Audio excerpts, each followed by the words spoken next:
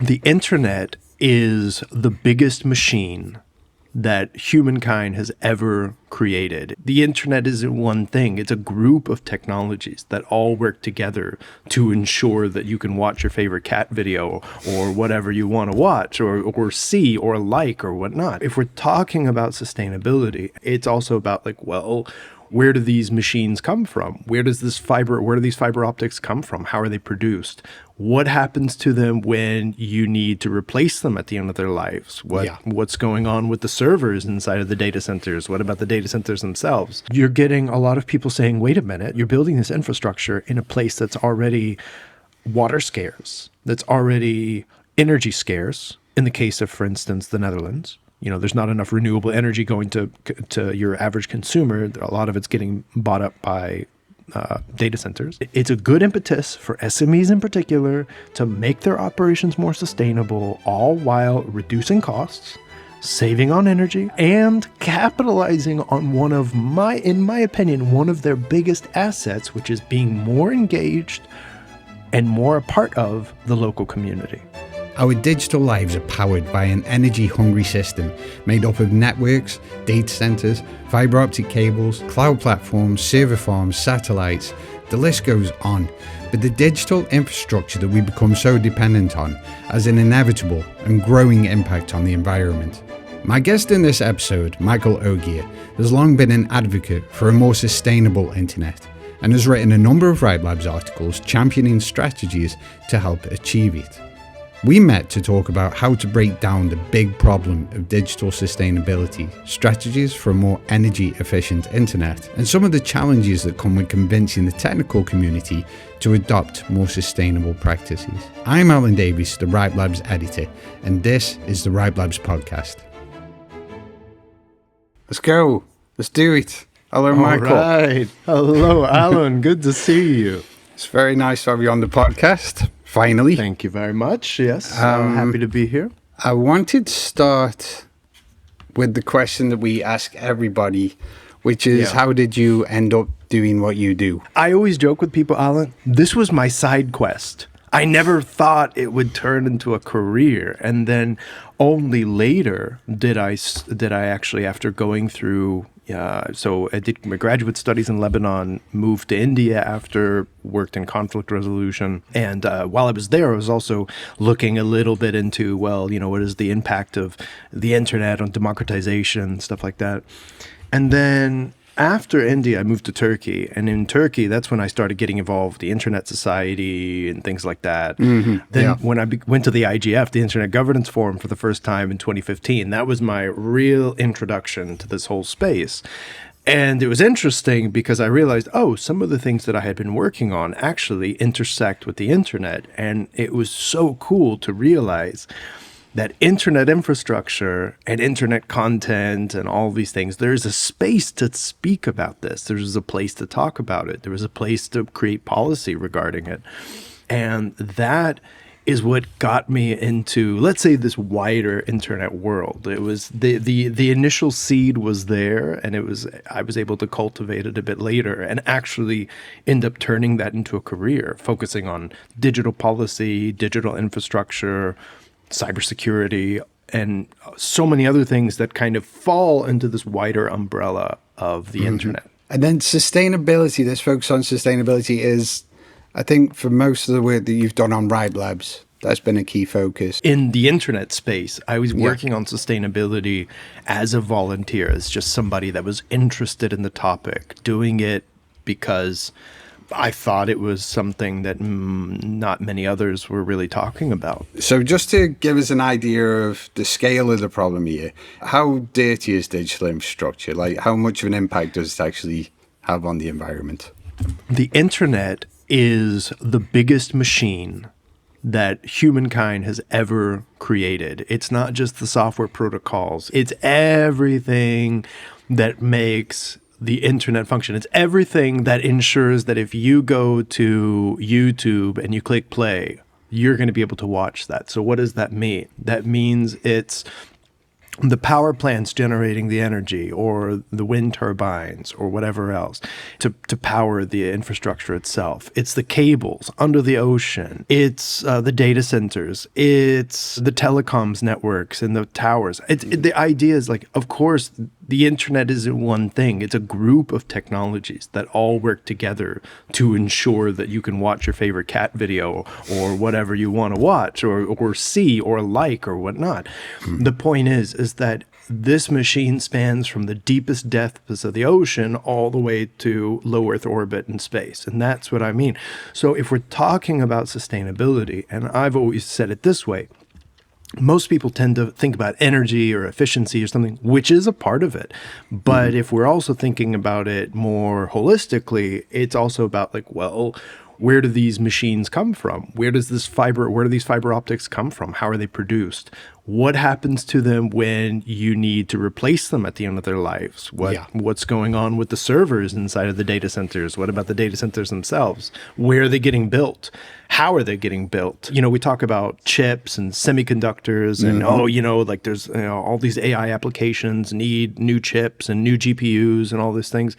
Where are those coming from? Where are we getting the minerals and the materials for this?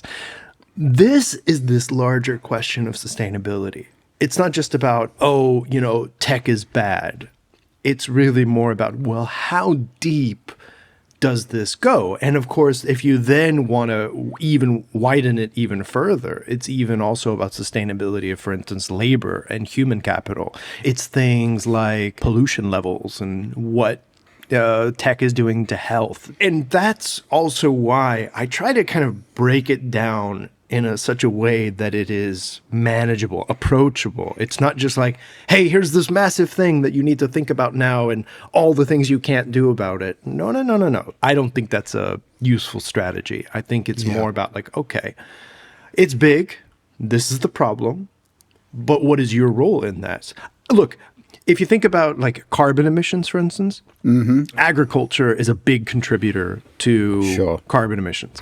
As a consumer, what are my options really? Stop eating meat, eat less dairy. It's a kind of like reduce your consumption essentially. I don't have the power to tell farmers use this kind of fertilizer and not that one. You know what I mean? I have to recognize what is in my power to affect and control, because the problem is so big. If I try to think about everything, you're going to end up just not moving at all. So I try to think about things. What can I do? What is within my power to influence, and go from there? And that's how I like to approach advocacy as well. I like that piecemeal kind of approach. That sounds like a very sensible way of breaking the problem down. As you've just said, this is massive. Somewhere you noted down a comparison between, say, the internet and aviation industry. Keyboard warriors that are listening or watching this, feel free to fact check me on this. But I'm pretty sure that agriculture, let's say, out of a percentage of global carbon emissions, is something like around 20%. If you think about, airplanes, they're so dirty, they're so terrible. They're about 2 to 3, maybe 3.5% of total global CO2 or carbon emissions. 2 to 3%. That's it. If you look at all the internet technologies together, all information and communications technologies together, that's everything from data centers down to your phone. Yeah. In total, it's estimated that that's about 2 to 3% of global carbon emissions. And of course, that's expected to go up. Although we're flying more, we're using way more tech. But then there's the debate about, but then there's efficiency gains and all this kind of thing.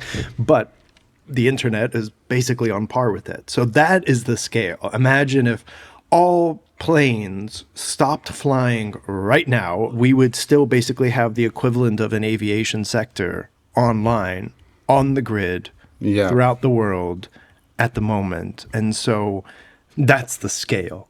And of course, aviation is global, the internet is global, and both of them keep expanding. How do you feel about the situation? Just your kind of gut feeling right now about the damage that the internet does to the environment. Are we in a really bad place at the moment? It's funny. I was just had coffee with a colleague of mine recently. We had been chatting for a long time virtually, but we finally were able to meet face to face. And I didn't know, but she's pregnant. She told me, "Oh, I can't come to this event because I'm 7 months pregnant." And I started laughing. I was like, "Oh, best not be around me anytime soon because I am not a bastion of positivity and of all these things. I am fairly cynical and pretty negative about where the world is going. But if I'm trying to convince you to change, the last thing you need me to go is like, well, there's nothing we can do about it. I guess let's just go home and, forget the world. The fact is, I like to think that I do a good job at bifurcating my personal beliefs from how I feel about it in terms of advocacy, because yes, things are pretty bad, but we can't just give up either and just say, well, it's bad. I guess we're screwed. Sure. Oh, well. Again, this goes back to then, okay, well, then what can we do about it? Is it going to save all the whales? I don't know. But that's why, again, it's important to think then, well, what is a message that, even if it doesn't have to be a positive message, what can be an actionable message? And so things are pretty bad. If you look at the photos, for instance, of the e-waste dumps in Accra, the capital of Ghana, it's overwhelming sometimes to think about just how do we fix this. If you look at the map of conflict mineral mines in the Democratic Republic of Congo, that makes you go, how are we ever going to clean up our supply chains? If you think about the estimated emissions or the amount of power usage that is needed for AI, the amount of water that's needed to cool data centers for AI, you're like, well, this keeps going up. What do we do about it? At the same time, there's a lot of people that are working to do something about it. So I really try to balance the scale of the problem with kind of, well, then, okay, how do we focus on what we can do? And if the question is, well, can we ever truly do something about it that's ever going to make a difference? That's a big question, and it's not really my responsibility to answer that for everybody. Everybody has to come to that conclusion on their own. But again, I think that if you stop trying and you just give up, then we also lose. So I might as well try. Looking at these different strategies, like you say, breaking the problem down into its different components. And then there's various different strategies for tackling the issues that arise. Which of these are the most exciting or positive to you? Which of these do you think will be the most impactful? I'm really all about win-win. How can we take something that is not useful and turning into something useful? A good example of this is really common, especially in the data center sector. They take the waste heat that's being generated and they use it for something. So now, for instance, the Nordics, especially in other parts of Northern Europe, they're taking waste heat and they're putting it into the utility grid, into the district heating network. So they're kind of integrating that bit of waste into to something useful.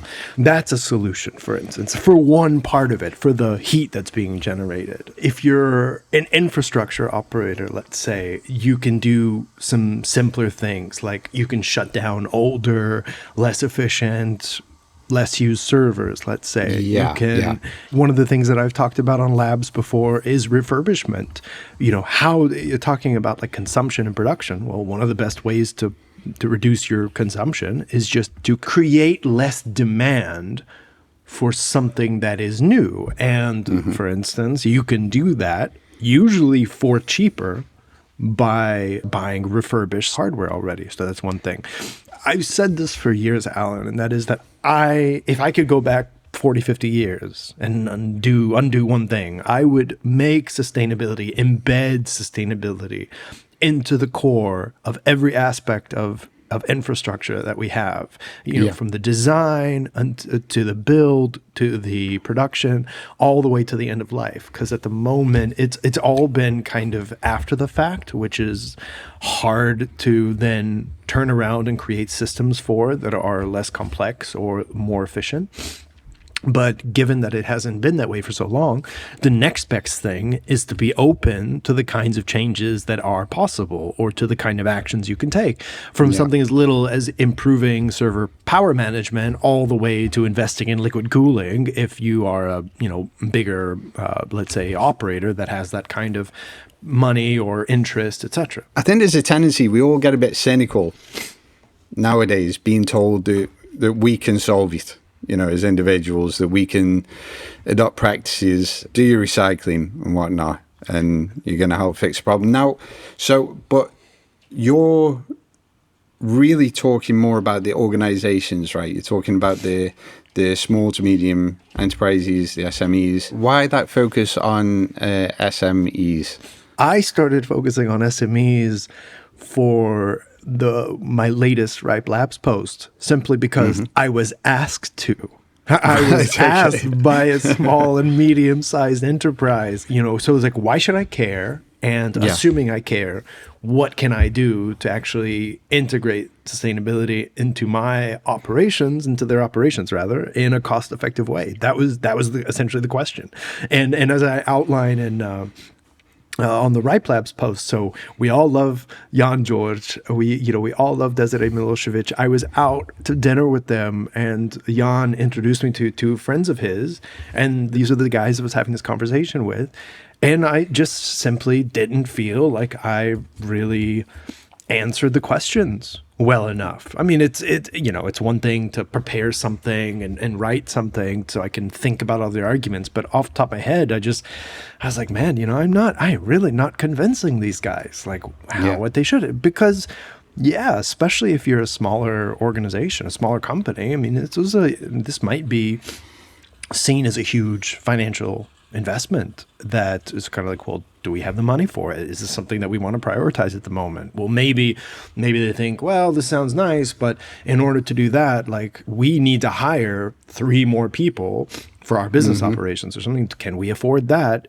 if we're trying to do all this other stuff? Or if we need to hire a lawyer to help us with compliance or something like that for sustainability. As well as that cynicism that we as individuals should be responsible for all the change. And I think there's a little part of me that gets a bit rankled by that, when organizations try and put the responsibility onto us, whether that's government organizations or corporations. Let me just interrupt you right there to say that a lot of people don't realize that the entire concept of the carbon footprint was actually a very clever PR campaign by a company that was hired by British Petroleum, by BP, in 2005 or so, basically to offset the guilt of climate change from them, the producer, onto you, the consumer. And ever since we're like, well, what's my carbon footprint? What's this? Your carbon footprint pales in comparison to the carbon footprint of the largest emitters in the world, who, by the way, are also subsidized so heavily by most governments. So when you hear climate activists getting angry about these things, it's really the injustice of it. It's the cartel-like nature, or in the oil companies, the actual cartel nature of the way that this works.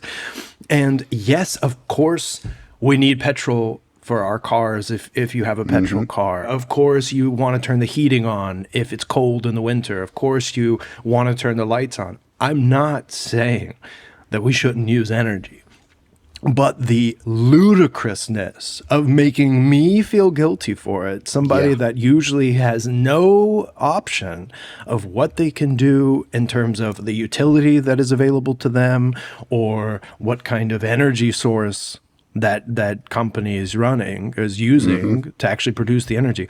Just the incredulousness of this makes my blood boil, because that isn't, there's only so much I can do. So can you as an individual actually address that?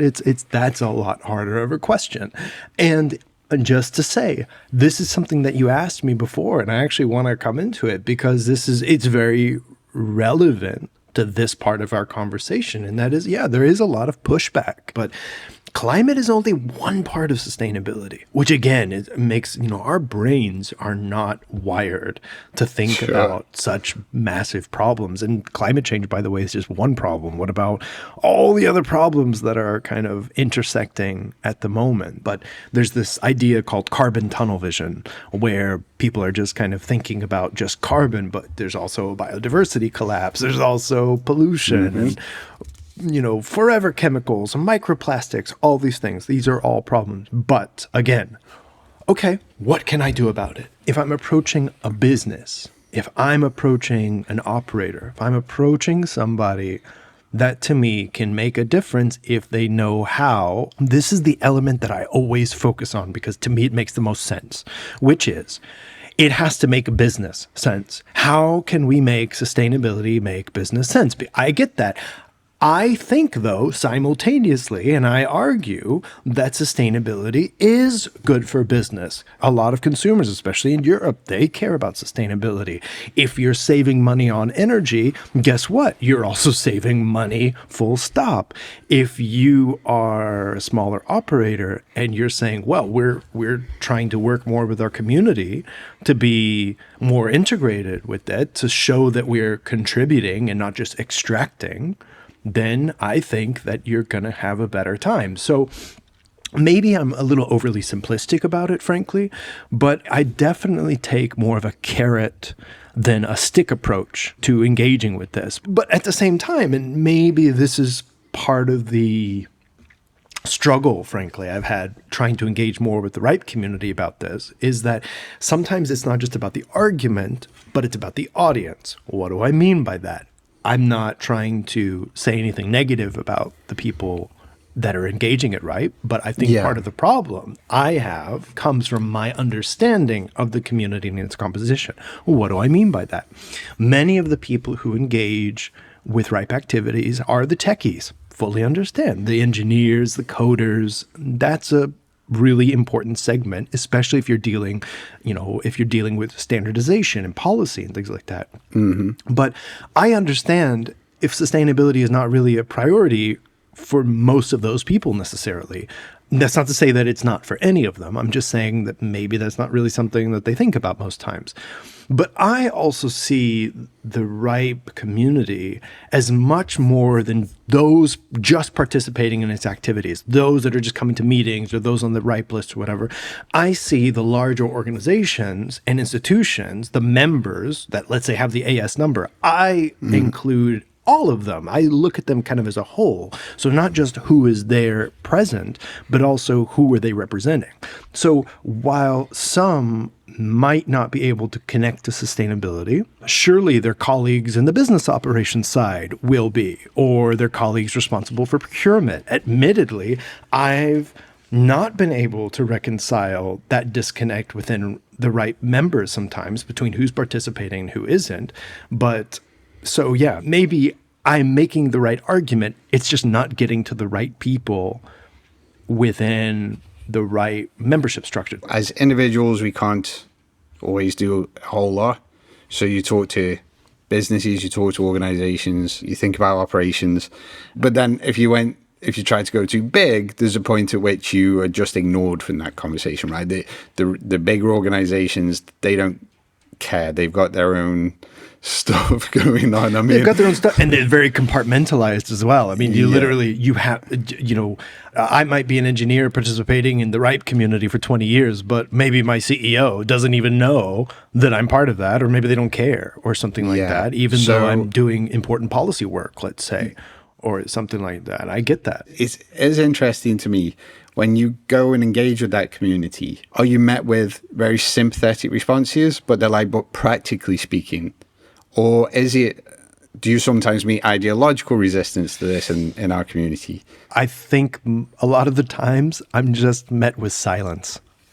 And let's say you have a crush on somebody and you're like, you tell them, you're like, hey, I really like you. And, you want to go out sometime. I think the worst thing than hearing no is just not hearing anything at all. Like, oh, what does this mean? And I think in this case, it's very similar. It's like, I guess I've tried to psychoanalyze. Like, I don't want to take the stick approach. So I'm like, well, what kind of carrot approach might make somebody think, oh yeah, this is interesting. And that's not to say that I have received no feedback, either negative or positive. Sure. I've received quite a lot of positive feedback as well. Some people saying, oh, this is helpful. Thank you for this, and whatnot. So I don't want it to sound like nobody cares. But I think I've shaped the strategy that I've taken because I thought, well, maybe this isn't something that would naturally resonate with somebody, especially if I'm not speaking about a very specific kind of like hard science, kind of like, well, how do we make routing more carbon aware or, grid aware?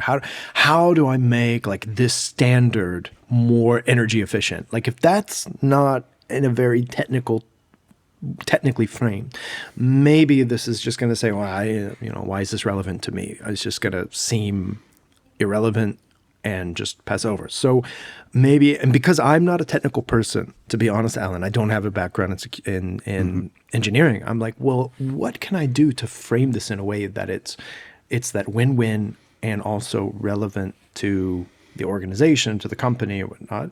And so I guess I've often been operating with the idea that this is something I need to convince them is important versus them coming to me saying, oh my God, I care about this. What do I do? So maybe that's kind of on me as well for not really, it's the thing. There's billions of, going back to the YouTube example, or let's say Netflix, there's, billions of hours of content uploaded to Netflix. Why is it that you choose to read or watch or something, one piece of content over another? It's just what you're interested in. Well, the onus then is on me to make this interesting for the people I'm trying to reach. And again, that's why I'm trying to do it in a way that's like, well, this is good. And going back to the SME question as well, like, well, why then focus on small and medium enterprises, aside from the fact that these particular guys are asking me about this? There's not really a lot of resources on sustainability for small and medium-sized enterprises. They tend to be excluded from most regulation, for most resources that exist on, let's say, digital infrastructure sustainability. It's kind of like they aren't big enough to warrant the investment or that kind of time that's needed to help them be smaller, even though collectively they do have quite the footprint as well. So it's what can we do about it? And then going back to that original question that you asked me just now, it's kind of, well, then how do I frame it in such a way that I make it relevant? I don't think it's ideology. I don't think somebody's like, oh, this is stupid. And, maybe some people don't believe in climate change or something like that. That's on them. But again, I think the bigger question is making it relevant. That's the thing. And that has been a tough nut to crack, because I'm thinking, well, maybe if I make it about business operations, saving money, saving energy. There's an energy crisis in Europe. Okay, surely they need to care. They're going to care about saving energy. It's like, but again, silence. A lot of times there's just silence. I put something out there and I don't get a lot back. So I don't really know. I think that's the answer that I probably expected to that question. It's the answer that I hoped you would give, that it is more of a kind of practical question. It's a but how question rather than anybody resisting this ideologically. Yeah, and I don't think that's the biggest issue. I do think, and again, I try to take a very empathy-driven approach of like, I'm an engineer, I'm working hard, working long hours, I got a lot going on. Modernity is stressful. Yeah, we have washing machines and dishwashers, and we have cars, and we have things that make our lives easier, but we're constantly adding complexity onto more complexity, which puts a lot of stress on us. So again, I am not here to try and browbeat somebody into caring about what I care about. I'm trying to give people resources to say like, look, if this is something you're interested in, let's talk. Here's a way to do it. Here's some easy things you can do, for instance, to help make your operations more sustainable. Here's how we can do this, and so that's my approach. In the Riot Labs articles that you've written, you have provided a lot of resources. You've explained, these different strategies for tackling different parts of the problem in this piecemeal way, like we talked about. But now there's talk of hopefully making this into a BCOP document, best current operational practices document. Is that just an attempt again to, as a community that's governed by standards, is this an attempt to engage on that front. Yeah, and kind of trying to institutionalize this and do it in such a way that it is inclusive versus top down or like, here, everybody, do it. So I'm working really closely with Miriam. It's been really nice having her support, having your support as well, Alan. I have to say thank you. And just to try and get this message out there. So yeah, we're trying to work on the B Cop. We've talked about like, well, what could be like some of the next steps. One of those, for us, a big next step is trying to get some of the smaller operators that are part of the RIPE community to let us know, like, hey, what do you think about these recommendations? Again, I want to be clear. These are not my organic recommendations. I did not come up with these. I merely edited and compiled them. Again, I don't feel like I have the credentials to tell organizations like, oh yeah, here's what you have to do because I understand the code down to the chip level. No. What I can do is to say, well, there's a lot of smart people that do understand that have already put these things together, and they're saying, this is what you can do that is easy or relatively simple, and this is why it's important and how it can impact you and whatnot. So what can we do then with the operators in the community, in the existing community? How can we help understand that? So I've been reaching out to some different people, trying to see like, hey, what do you think about this? Can we work on something? But I also want to encourage especially SMEs to get ahead of the regulation, because as John Booth, one of the experts I reached out to, who's a colleague of mine, when I was talking about this, he was just like, oh yeah, SMEs, like everybody's always forgetting them. But he was very clear. He said, look, they're largely exempt from a lot of the regulation that's happening now in Europe when it comes to energy and sustainability. But he said, it's likely temporary. It will be here before they know it. So I guess for me, I'm trying to take the approach of, well, I want to give you as much of the resources as I can now so that you aren't blindsided by things that come up later. We're in this funny moment in Europe now where we may be beginning to see that we need to become more independent. Maybe this is a really good moment to make sure that these things get baked into some of the new regulations there. I know that it's not only the European operators that this has to be relevant to, but because Europe sets a lot of the standards, and it sets a lot of it does kind of create a lot of those good standards. I think it's a good thing to consider in terms of, well, what are the best practices and whatnot. And one thing I always like to stress, sustainability is a strong component of the European brand. Mm-hmm. However, many European consumers and customers, they tend to be more sustainability minded. There's a lot of pushback against the hyperscalers, especially, in the drought-stricken parts of Europe. So, right, yeah. And in the large urban areas and that host many data centers. This is including the Netherlands, Ireland, Germany. So you're getting local pushback. You're getting a lot of people saying, wait a minute, you're building this infrastructure in a place that's already water scarce, that's already energy scarce. In the case of, for instance, the Netherlands, there's not enough renewable energy going to your average consumer. A lot of it's getting bought up by data centers, the big data centers, I argue in the resource that I compiled that it's a good impetus for SMEs in particular to make their operations more sustainable, all while reducing costs, saving on energy, and capitalizing on in my opinion, one of their biggest assets, which is being more engaged and more a part of the local community.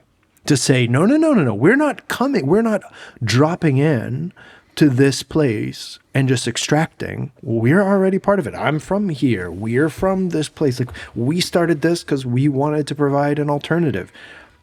I think they can position themselves this way, and focusing more on sustainability and on local initiatives is a great way to do that frankly, what I think is a very organic and authentic way. We've seen lots of cases in the past, and we've talked about this as well on the podcast in various episodes, where government regulations, government initiatives contain language that was actually quite damaging to the way the internet operates. And it seems that if there was a hope of getting this included in regulation and making sure that this is applied properly in a way that keeps the internet running smoothly so that it can carry on being the useful tool that it is, but, also has these positive effects in terms of sustainability, then the internet community, the technical community, has to get involved in that discussion.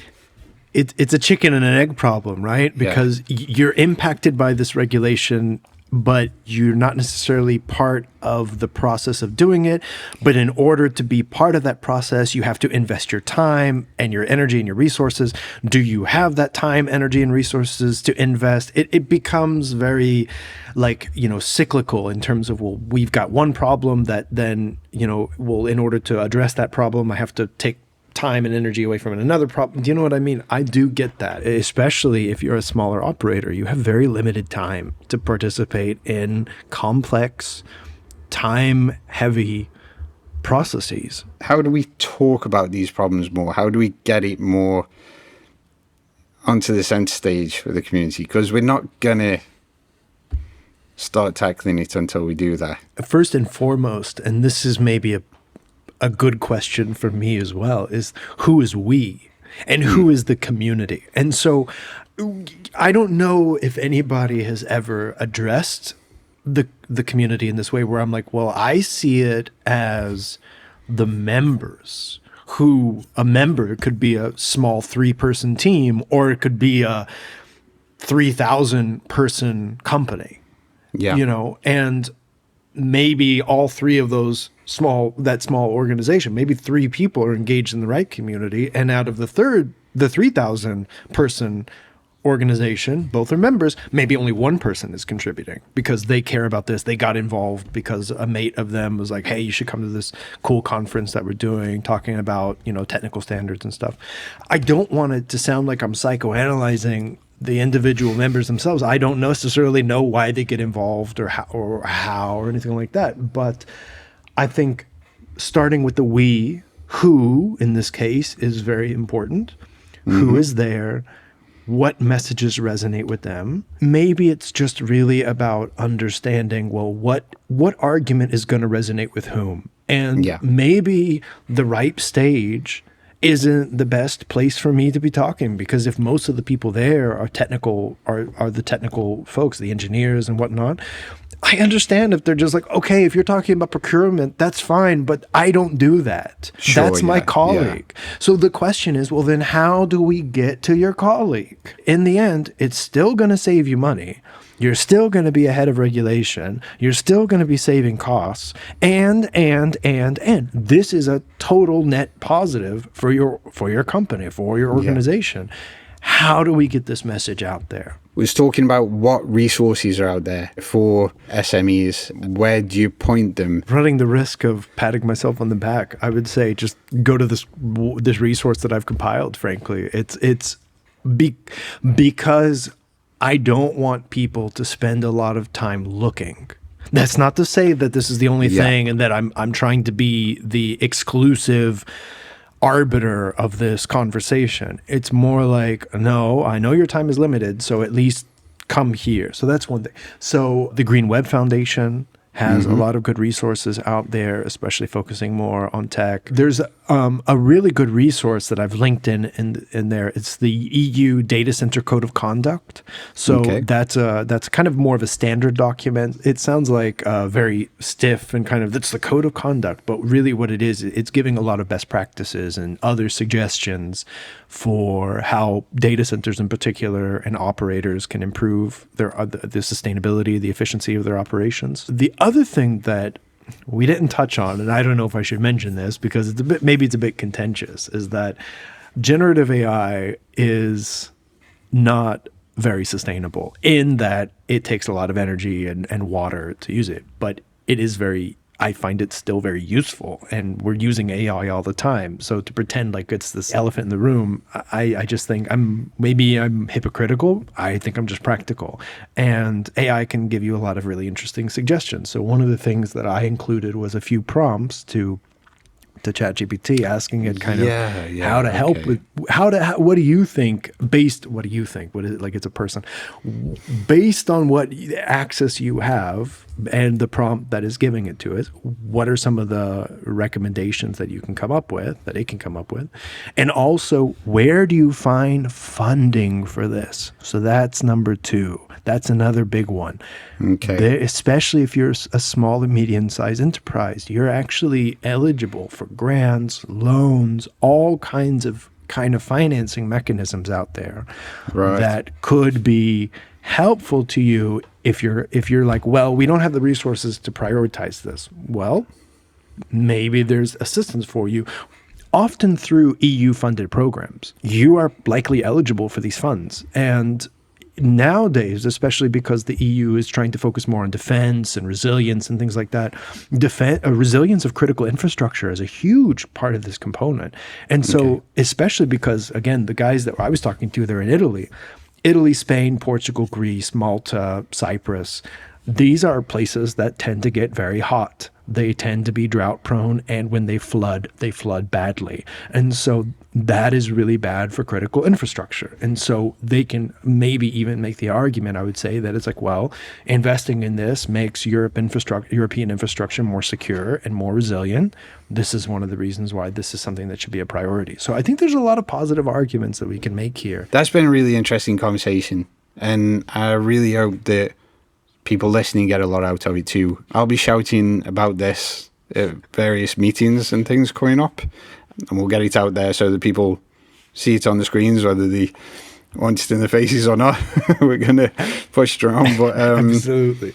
I hope if anybody's gotten, if you can take 2 things away from this conversation. One is that I tried to be as approachable as possible, understanding as possible. Number 2 is that, yes, it's a big problem, but there are things, practical things that you can do about it. And they are not necessarily difficult in the case of just turning off old servers, let's say. So let's start there. Let's start with the easy stuff. Then we'll get to reconfiguring your entire data center for liquid cooling or, something like that. That's a big thing. We don't have to start there. We can if you want to. And what's next for you then, Michael? Where are you off to next talking about these things? And I don't have anything in particular planned at the moment. It would be great to do some more things with the RIPE community. I would love to hear from more people. I would love to do more with RIPE, especially if people are like, no, this is really interesting. This is good. We've actually integrated some of this into our operations. We've made it better. Yeah. We've saved money. I like to be driven from the bottom up. So instead of me saying, this is what you have to do, it's more like, what are your challenges?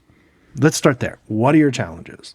What kind of questions do you need answered? That's where I go next. I go where the questions are. This has been really nice, Michael, and I think it's an important conversation. I do think we should be talking about this more on Ride Labs, more on the podcast. So hopefully we'll get you back again. Obviously, love to come back if there's an interest in it, if there are good questions to be asked, and just know that I really appreciate everything you're doing, and it's been a pleasure. All right. Thank you very much, Michael. Thank you, Alan. Take care. That's our episode for this month. Please, as always, if you liked what you heard, remember to subscribe and share. We'll see you next time on the Ride Labs podcast.